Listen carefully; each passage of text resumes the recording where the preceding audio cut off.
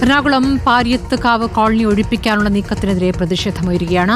അഭിഭാഷക commissioner, RDO, കോടതി ഉദ്യോഗസ്ഥർ എന്നിവർ തടയുമെന്ന് കുടുംബങ്ങൾ പറഞ്ഞു.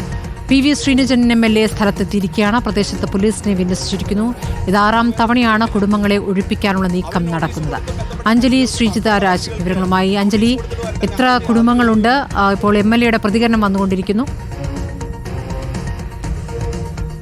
ശ്രീജിത, അഞ്ജലി, എന്താണിപ്പോൾ മനസ്സിലാക്കാനാകുന്നത്? എത്ര കുടുംബങ്ങളെയാണ് അവിടെ ഒഴിപ്പിക്കാൻ ശ്രമിക്കുന്നത്? എന്താണിപ്പോൾ അവിടെ കാണാനാകുന്നത്? ഇല്ല, ഞങ്ങൾ തടസ്സമൊന്നും പറയുന്നില്ല. ഈ വിധി നടപ്പിലാക്കുമ്പോൾ അതിൻ്റെ പ്രൊസീജിയർ പാലിക്കേണ്ട ഉത്തരവാദിത്വം കോടതി നിയോഗിച്ചിരിക്കുന്ന അഡ്വക്കേറ്റ് കമ്മീഷനും സർവേ നടപടികൾ പൂർത്തീകരിക്കേണ്ട സർവേയർക്കും ഉണ്ട്.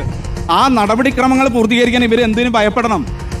അതിൻ്റെ അർത്ഥം പെരിയാർ വാലി അടക്കമുള്ള പുറമ്പോക്ക് ഭൂമി കയ്യേറാനുള്ള ശ്രമം ഇതിൻ്റെ പുറകിലുണ്ടെന്ന് ഞങ്ങൾ സംശയിക്കുകയാണ്.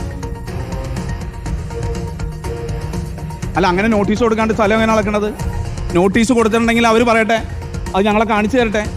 അല്ലാണ്ട് അവർ ഏകപക്ഷീയമായിട്ട് അഡ്വക്കേറ്റ് കമ്മീഷൻ നോട്ടീസ് കൊടുത്തെന്ന് പറഞ്ഞിട്ട് കാര്യമില്ല. രേഖകൾ കാണിക്കണം.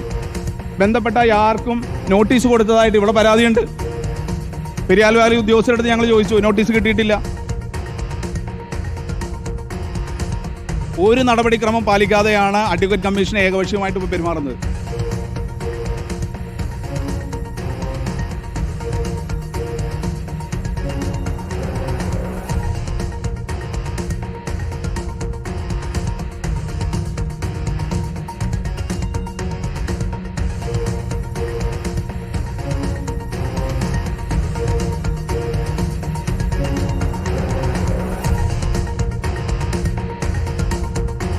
ശ്രീജിൻ MLAയുടെ പ്രതികരണമാണ് കണ്ടത്. പാരിയത്തുകാവിൽ ഒഴിപ്പിക്കലിനായി ഉദ്യോഗസ്ഥർ എത്തിക്കുന്ന ദൃശ്യങ്ങളാണ് കാണുന്നത്. വലിയ പ്രതിഷേധം അവിടെ ഉയരുന്നു.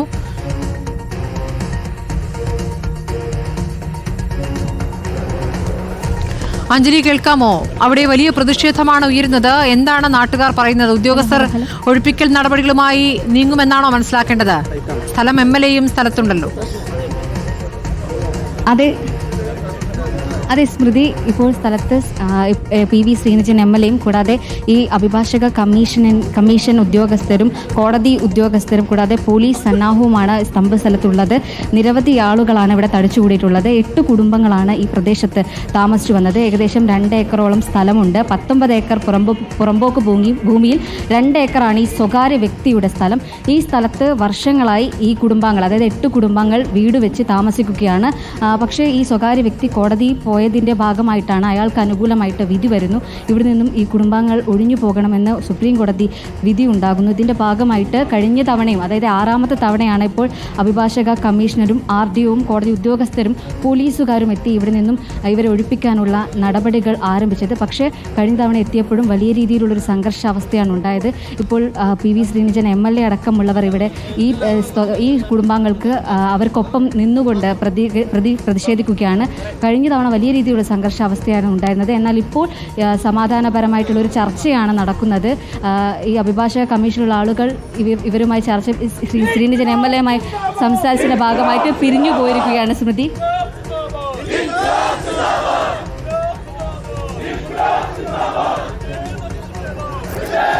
ഇതിപ്പോൾ 6ാമത്തെ തവണയാണ് കുടുംബാംഗങ്ങളെ ഒഴിപ്പിക്കാനായിട്ട് പോലീസ് ഉദ്യോഗസ്ഥരും അഭിഭാഷക കമ്മീഷൻ്റെ ആളുകളെല്ലാം ഇവിടേക്ക് എത്തിച്ചേരുന്നത്. എന്നാൽ കഴിഞ്ഞ തവണ വലിയ രീതിയിലുള്ള സംഘർഷമുണ്ടായിരുന്നു. ഇത്തവണയും ഒഴിപ്പിക്കാനായിട്ട് എത്തുമ്പോൾ സംഘർഷാവസ്ഥ തന്നെയായിരുന്നു പോലീസും മറ്റു ഉദ്യോഗസ്ഥരെല്ലാം മുന്നിൽ കണ്ടത്. പക്ഷേ സമാധാനപരമായിട്ടൊരു ചർച്ചയ്ക്ക് ശേഷം അഭിഭാഷക കമ്മീഷനുമായി ബന്ധപ്പെട്ട ആളുകൾ മടങ്ങിപ്പോകുന്ന ഒരു സാഹചര്യമാണ് കാണുന്നത്.